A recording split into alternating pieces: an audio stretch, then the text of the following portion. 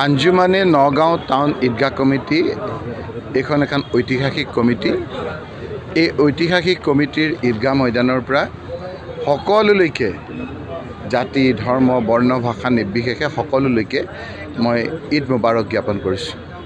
ইয়াৰ যোগেদি আমাৰ মাজত যাতে আৰু অধিক মিলা প্ৰীতি বাঢ়ে, সকলোৱে যাতে সুখ শান্তিৰে থাকিব পাৰোঁ, নিজৰ ল'ৰা ছোৱালীকেইটা লৈ ভয় ভীতি নোহোৱা এটা পৰিৱেশত যাতে আমি থাকিব পাৰোঁ, আজি সমূহীয়া হিচাপে আমি মহান আল্লাহ তাআলাৰ ওচৰত সেইটোকে মুনাজাত কৰি আল্লাহ তাআলাৰ ওচৰত আৰজ কৰিছোঁ, বিচাৰিছোঁ।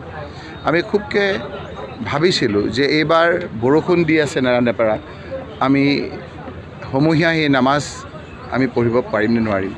সেইকাৰণে আল্লাহ তাআলাক আমি লাখ লাখ শুক্ৰিয়া আদায় কৰিছোঁ, ধন্যবাদ জ্ঞাপন কৰিছোঁ যে তেখেতে আজি এটা সুন্দৰ পৰিৱেশত এই সমূহীয়া নামাজ ঐতিহাসিক আঞ্জুমানে নগাঁও টাউন ঈদগাহ কমিটিৰ ঈদগাহ ময়দানত পঢ়াৰ কাৰণে আমাক সুবিধা দিলে।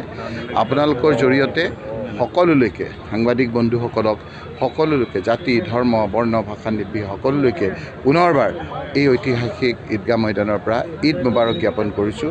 আৰু সকলোকে মিলা প্ৰীতিৰে যাতে আমি গোটেই বছৰটো গোটেই জীৱনটো থাকিব পাৰোঁ, নিজৰ ল'ৰা ছোৱালীৰ যাতে সুখ শান্তি হয়, আমাৰ যাতে বেমাৰ আজাৰ নহয়, সকলোৱে যাতে আমি মনটো ভাল লগাকৈ এটা ভয় ভীতি নোহোৱাৰ পৰিৱেশত থাকিব পাৰোঁ, পুনৰবাৰ আজিৰ এই ঈদৰ দিনত আমি মহান আল্লাহ তাআলাৰ ওচৰত কামনা কৰি মই পুনৰবাৰ আপোনালোকৰ জৰিয়তে সকলোকে ঈদ মুবাৰক জ্ঞাপন কৰিছোঁ।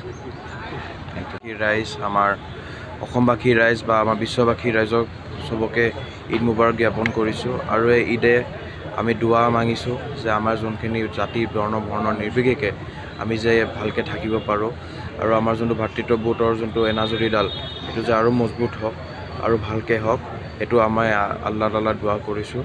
আৰু আমাৰ আহি থকা দিনটো চবৰে যে ভাল হওক, আৰু যোনখিনি নিজৰ সপোনখিনি আছে সেইখিনিও যে চবৰে পূৰণ হওক, সেইখিনি আমি আল্লাহৰ ওচৰত দুৱা কৰিছোঁ।